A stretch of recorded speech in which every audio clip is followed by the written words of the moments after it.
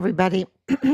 So this is May 24th, 2025. And of course, it's after midnight. We're burning the midnight oil. Can't be helped. We're getting a lot of feedback on this day, 1757, I believe. Yep. 59. Oh my gosh. I'm going to check to make sure everything is okay. And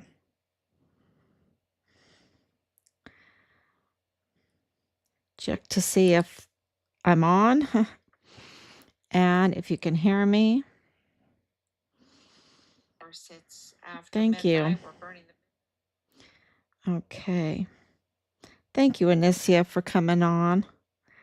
Thank you so much. The days go by so fast because information is coming in, and of course, we have to live, right? You have to live, you have to take care of other things, and there's just no time to sleep. You have to move forward because what is at stake is so huge.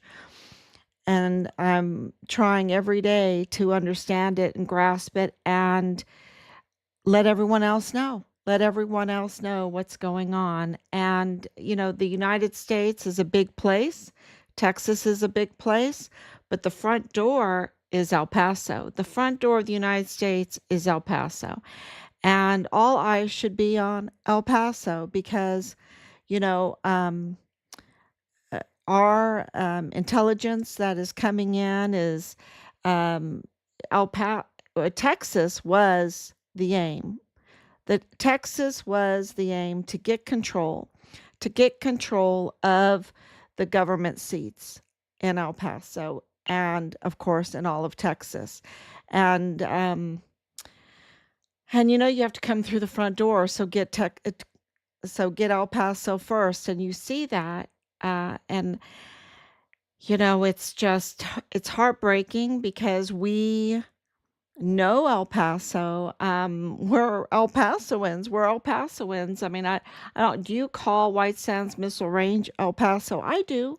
I know it's New Mexico. I know it's Donna Ana, but that's where I was born. But I lived on Shed Road on Fort Bliss, for many years. For many years, and at Citadel Apartments when my dad was at that time uh, when your family member, service member was sent to Korea, you couldn't go along. We just couldn't go along, and we couldn't live on post.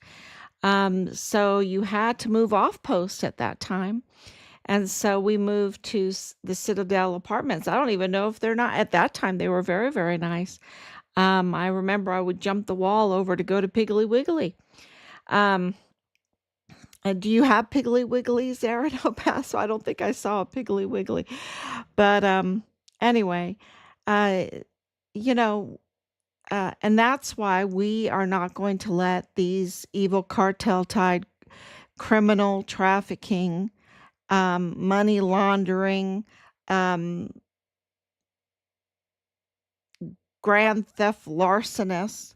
And I say, I know it's called grand larceny, but I say grand theft larceny because this is so big. It's so big. It's not, I think grand larceny is, what is it? What is the amount? $2,000 or more, maybe. This is millions and millions of dollars, y'all. It's millions, and I would even say billions. It's so big. It's grand theft larceny. It is just downright, um, making a business plan out of open checkbooks, by these cartel-tied individual criminals that have embedded themselves into our system. And so one of these one of these individuals, and I haven't talked too much about him, maybe mention him so off and on, but it's Richard's General, right? Richard's General. It's who didn't meet us, who did not even give us a call. did not give us a call, did not meet us, has no esprit de corps, no character at all. I can tell you that right now. When Richard was designated murdered in the line of duty on Fort Bliss under the command of Major General Clem Coward, do you think that he would call and offer condolences? He didn't. Neither did Sean Bernabe. I mean, these are the worst type of human beings. You even wonder if they had, crawled out of a fissure from hell onto earth to wreak havoc, to just be, the worst type of creature. Um, and, when we were there in El Paso, he did not meet us. Matter of fact, they sent him away. They sent him to command um sharp, I think it's sharp, right? Sexual harassment. Sexual harassment. Don't laugh. Don't laugh. And anyone that knows the history of Clem Coward would cringe at the thought that they did that. You can tell how bad the leadership was under um, Mealy, under McConville, for them to send Clem Coward to command Sharp, right? To do that.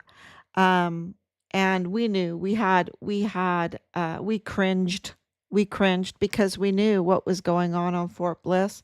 It didn't take very long to figure it out. And of course, Richard gave us the video, right? The video of I rather burn my money than spend it on whores and blow.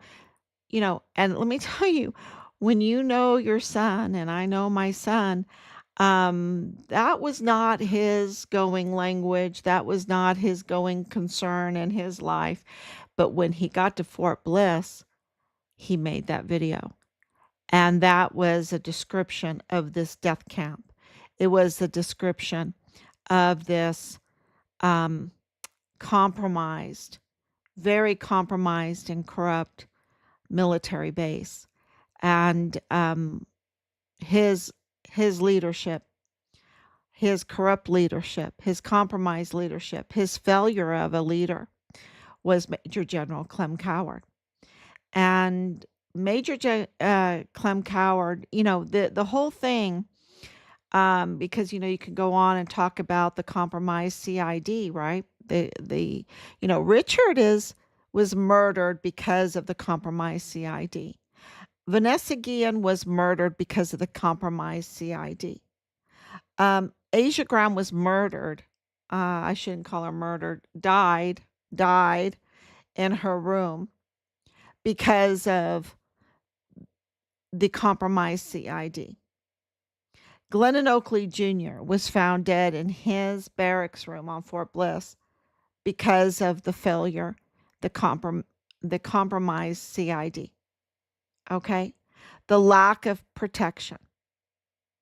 And I know that Major General Clem Coward has a duty to protect his service members, especially on a military base, especially in the barracks. And, and I've already called out Command Sergeant Major Jakovitz, who is, absolutely a traitor. Absolutely a traitor. And, you can't have a murdered whistleblower, witness, soldier that was drug out of his barracks and ended his life and covered up, not calling the family in the middle of the whole Vanessa Guillen case, right? Finding Vanessa Guillen, not contacting the family, and then throwing Richard off the rolls when the family calls and said, "What's going on? This is not right. Where's my son?" Right? Where's my son? Was he in the field? Right? Because we thought he was in the field. And taking his phone away. And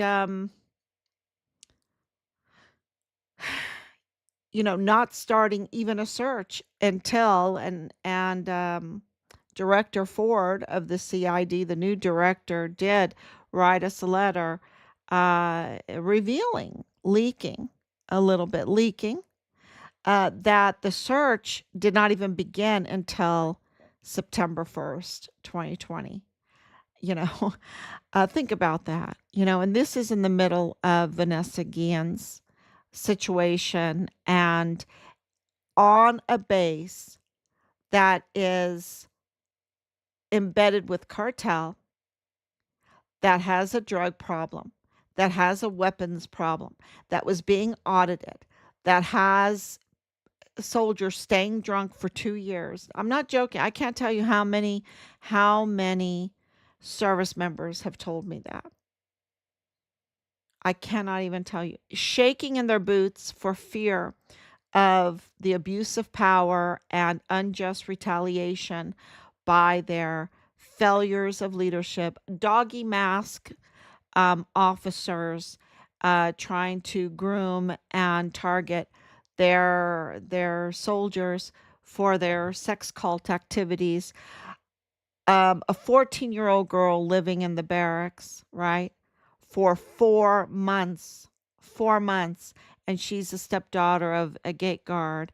Um, Soldiers being poisoned by grog that they're drinking in the field during a problem, during a training session. They're drinking grog and getting poisoned by the antifreeze that was in the sealet that they were drinking from.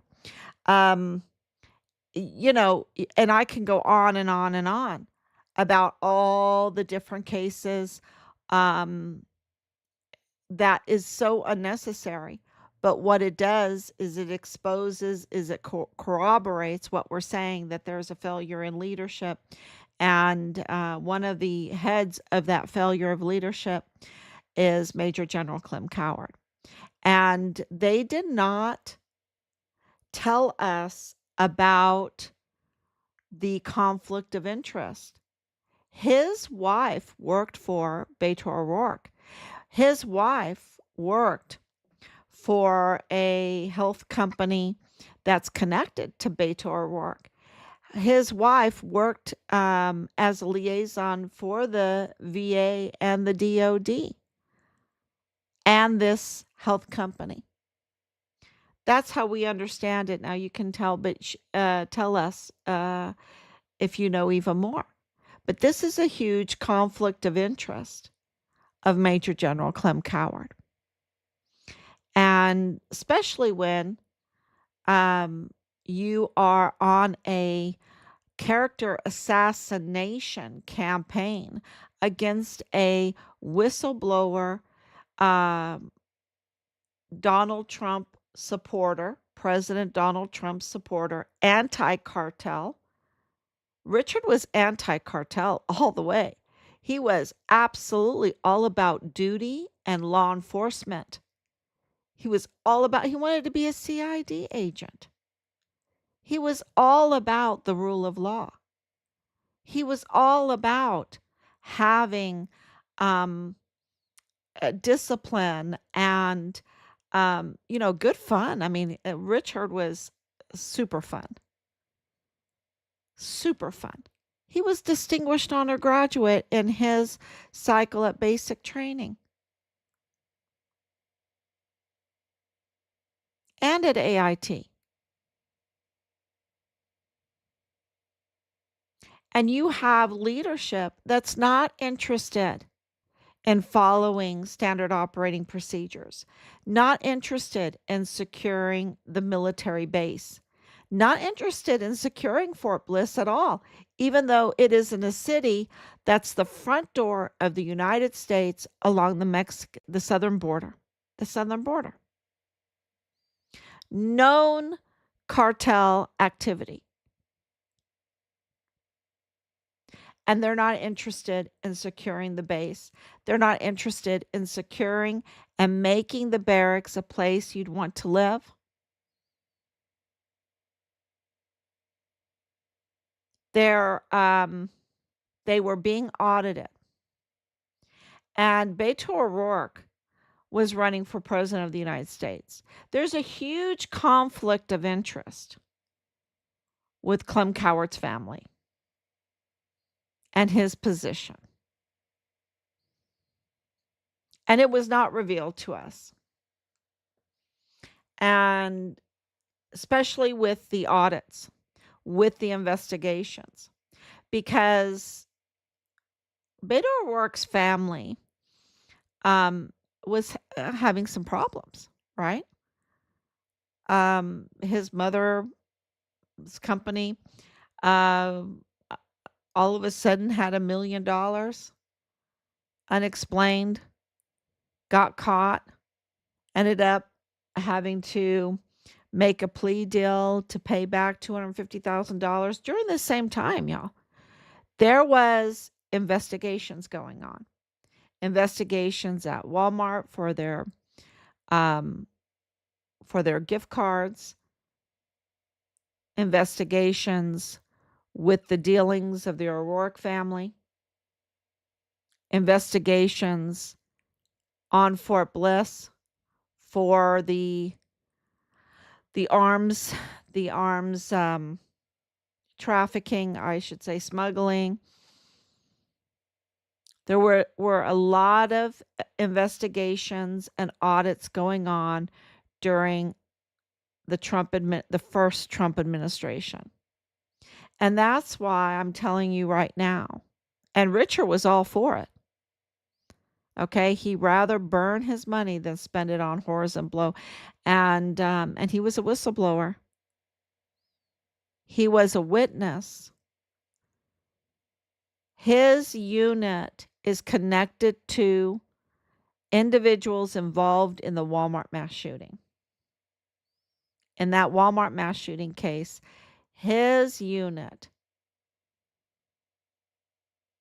has members that are connected to the Walmart mass shooting case. He was a witness to that and to the criminal trafficking. And Clem Coward was more interested in engaging in a character assassination of his soldier than to start a investigation, start a search, contact the family, make sure that CID is not compromised. He was more interested in character assassination, false narratives, than to tell us his conflict of interest. And of course, he didn't tell us anything because he never was part of meeting us, calling us, sending us a card. Even General Garrett sent us a Christmas letter. Now it exposed him for the traitor and treasonous leader that he is. Treasonous criminal, I should say. There's no leader. There's no leader in these people unless you're talking about leading crime. Um, and what Clem Coward, what he didn't do is also very indicative. And then all his connections. They're jaw dropping, really. They're jaw dropping, but they explain so many things because there's been so many leaks, right? There's been so many leaks and so many bad actors, and those bad actors have engaged in witness intimidation and obstruction of justice, harassment. They've even stooped to threats, right? They've even stooped to threats. And there is an explanation for all of that. And those that have been engaged in that, this is 2025, and uh, there's a new sheriff in town, right? President Trump is in town, and he is the president of the United States, and he is known for his audits and investigations. He is known for law and order. He is known for not messing around and not really, uh, in- not being wishy washy. Years ago, he gave interviews of exactly about tariffs and everything and what he would do as president. And that was years, decades ago. And that's exactly what he's doing now. He's not wishy-washy. He's an economist. He went to the Wharton School of Economics, right? Of business. He went to the Wharton School of Business. So he's been saying the same things year in and year out. And now these the bad actors,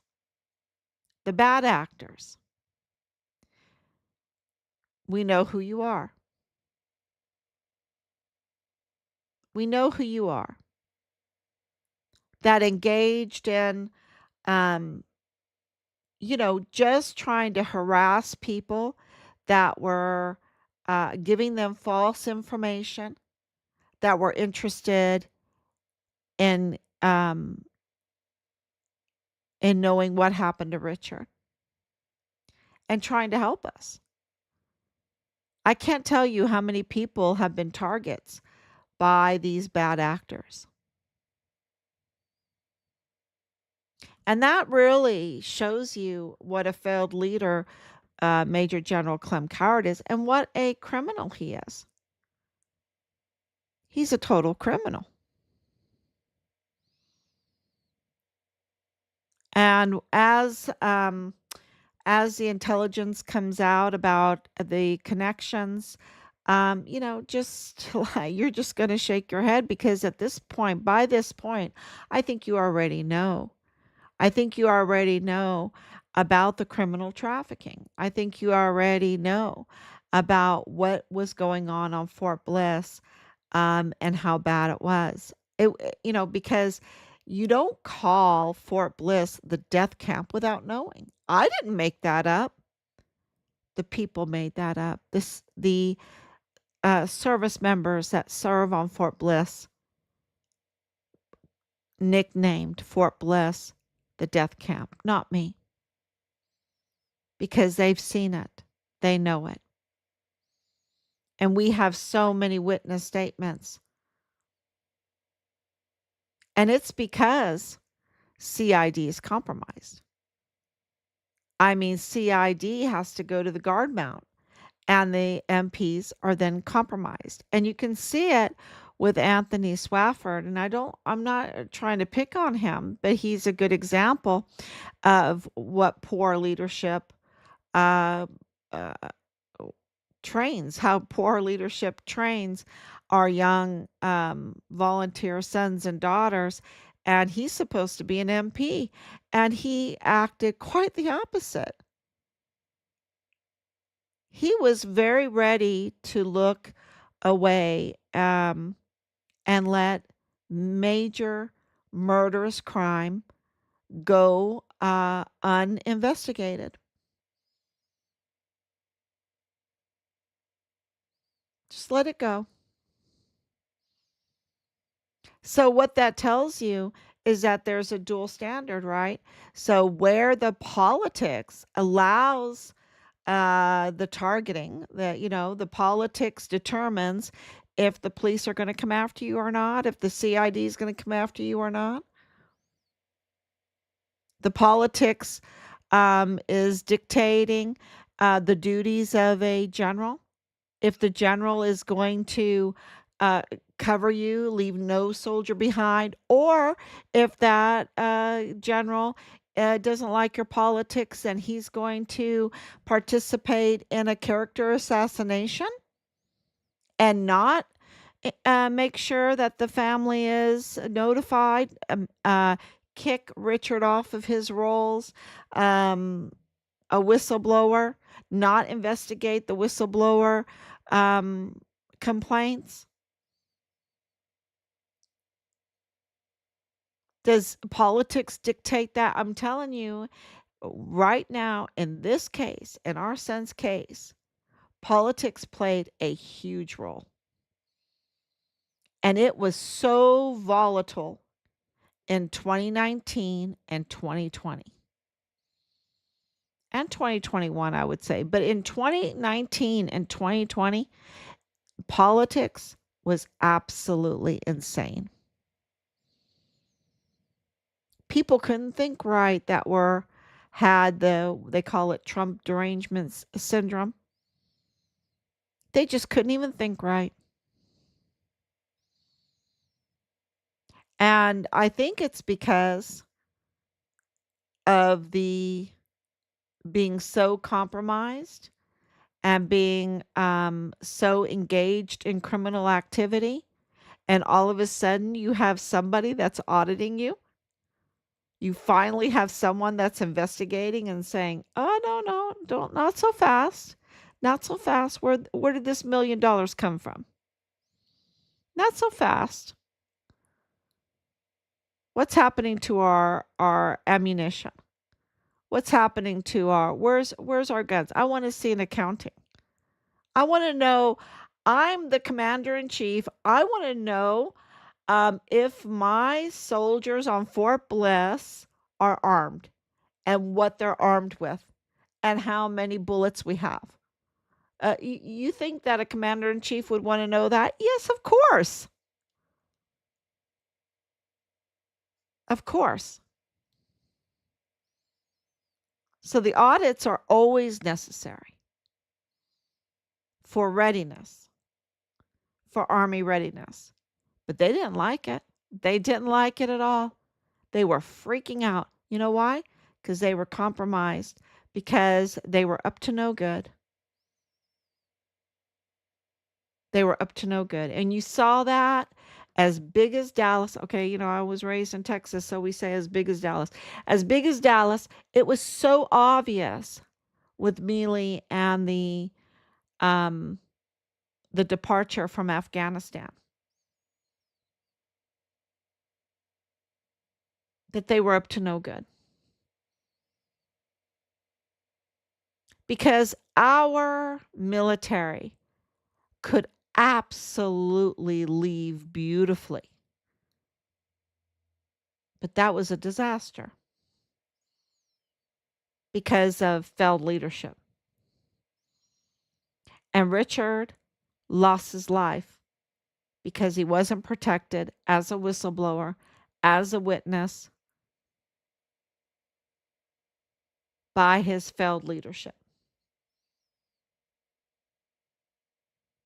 And many others.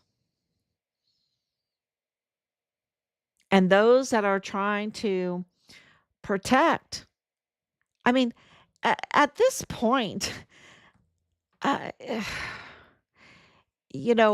it's really not a smart move to be so criminal. I don't think being criminal pays as much as it did before. I think it's coming home to roost. Least intelligence is telling us it's coming home to roost. And I want to say that we know who you are. And everything makes sense now. It really makes sense. All the leaks make sense. The harassment, not that that was nice to live through, it was vile and vulgar.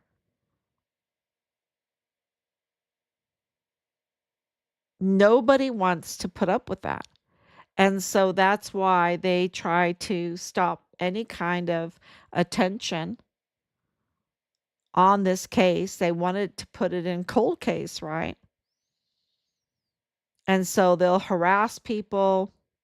They'll send people false information. They'll impersonate us to get information. They will start fake social media pages with false information or to attack us, a Gold Star family. And we're protected. We've looked that up. We're pretty protected. And I just don't, I just don't think it's wise. I mean, they've threatened us so many different ways, like, "Oh, we're gonna put a suit out against you or something." And I'm like, "Oh, okay. Okay, let's do it." And they've never come because we're right. And now the Department of Defense has um, designated Richard as being in the line of duty, right? So, you translate it, murdered on Fort Bliss in the line of duty because he was a whistleblower. He was doing his duty when Major General Clem Coward wasn't. When Lieutenant General Sean Bernabe wasn't. Not only were they not doing their duty, but they had a different agenda than their oath. They had a different agenda. They broke their oath to defend the Constitution of the United States, the land, and the people. And they used the funding that we provide to them to be traitors, to aid and abet enemies of the United States, and to put our soldiers in harm's way in the barracks and on a military base. And when I say that they're traitors and treasonous, it's because, and you just have to do a little bit of research. You can just talk into your phone and let AI do the search for you, and it will give you all the years and years of articles where the cartel is absolutely on strings to the CCP, which is China. So much so that Mexico really has lost its sovereignty, just about. It's lost its sovereignty. It's so strung up to the CCP.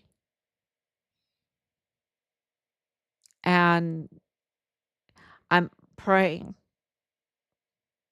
that as, for President Trump's health, that it stays well, that he continues his unbelievable energy um, to work through the economics, through the national security. I heard that the NSA just fired over 100 of its agents. That is so big, y'all. And then he came out for our health, because we can be secure, but if we get poisoned, if we're slowly losing our health or quickly losing our health, what good does it do prosperity and security? So, I never really, uh, you know, I'm I don't know. I've always been really not um, pro hospital. That's just me. I don't like. I can't even believe I married a physician assistant because I never really liked any of that. It's just not my thing. And so now President Trump has come out and talked about making an announcement about autism. And being a teacher and seeing what has happened, the progression of the numbers of those who have autism, it's at 1 in 31 right now. That is devastating for any country. 1 in 31 have autism. That is devastating to any future of a country. He has to address this, and he did today. And it is so late. It is so late. And I hope that everyone supports him because this is not natural, not normal. for 1 in 31 to have autism. And do not let anyone glamorize it. It is devastating to any family. It is devastating for a community. It is devastating for the future of our country. And we have to address it. We have to. And he has the guts. He has the guts, and he's addressing it.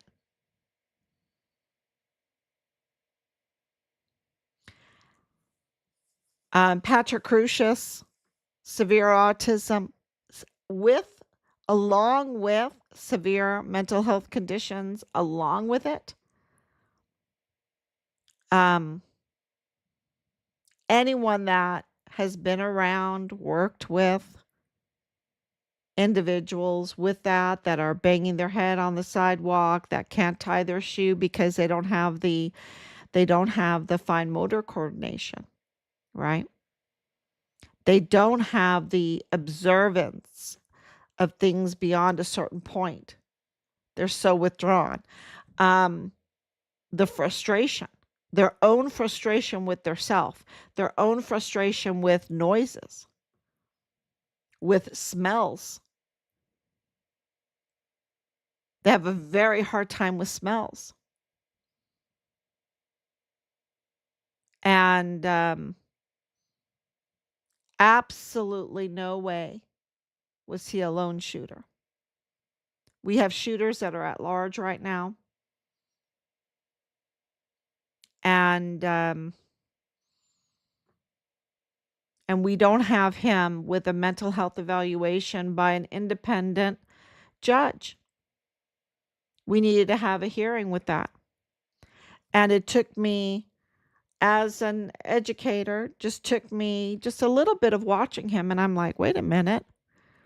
He doesn't seem right. And we have numbers like 1 in 31, and he doesn't seem right. And then his family is in all of these agencies, the Miaellas, and no mental health evaluation hearing. And there's 1 in 31. You have to be very, everyone that is in this business absolutely knows. If you're facing the death penalty, if you're accused of a crime like that, you've got to. It's a law in Texas to have a mental health evaluation for competency by a independent judge, not Sam Medrano, the most corrupt judge in El Paso history, by an independent judge. And he didn't have it. He didn't have it. And was there motivation to have this crazy Walmart mass shooting? Oh yeah. You had a whistleblower witness corroborating the investigations and the audits that were going on in El Paso and Fort Bliss, and his name is Richard Halliday. And that's why the same people involved in his unit and his case are that harassed, that targeted, that even were in possession of his credit cards after he was killed, was also connected to the Walmart mass shooting case. Same-o. And it was very political because the politics is what controls the investigations. The investigations and the audits. And the politics is what opens up the checkbooks. The open checkbooks of taxpayer funds. And you can see by $37 trillion in debt that we have some failed leadership. Very failed leadership. And I know that I hear a lot about this Medicare, Medicaid going on because, the big beautiful bill got passed with some positive things, no tax on tips, when you hear no tax, that's a good thing because our tax money is not being used properly.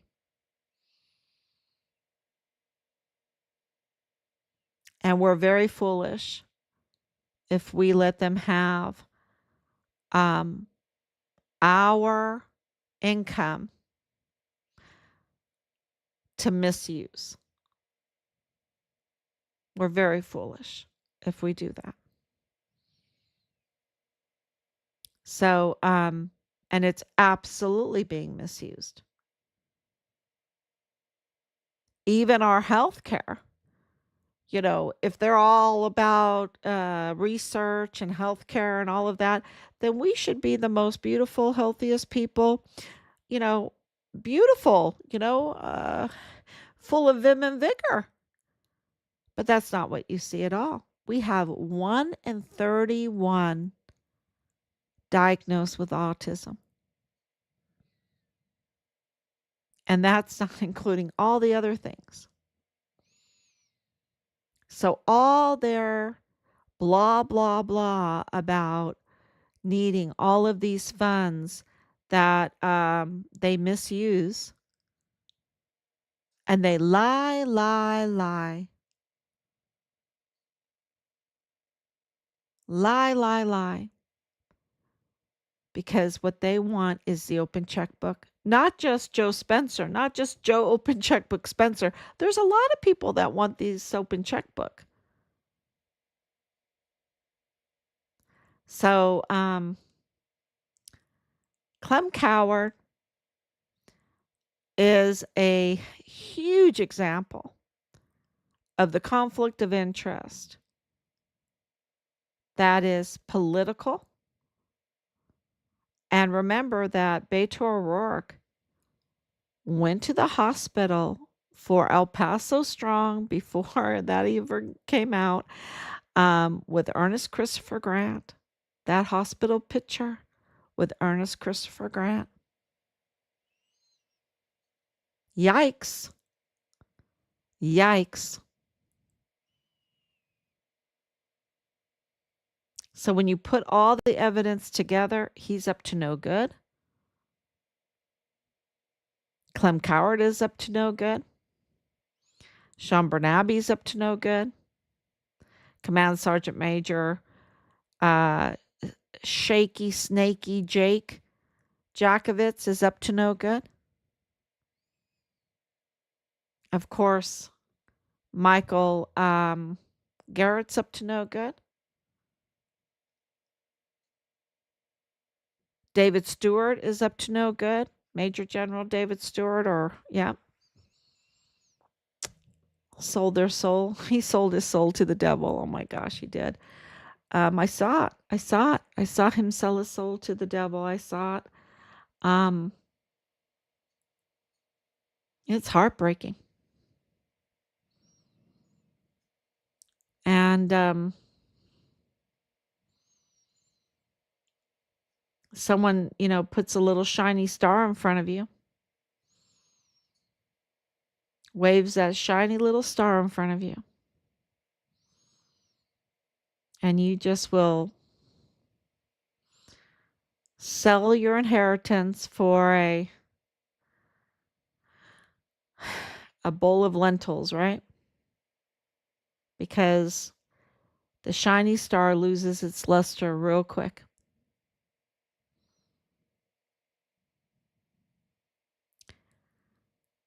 Yeah. Anyway, thank you so much. It's Memorial Day weekend, right? And we so we're a little sad. We're a little sad. You know, we're a little sad. Thank you for all your we're already starting to get messages. Thank you so much. And we will be back tomorrow, God willing. God bless you. Bye-bye. Please share. Please share all this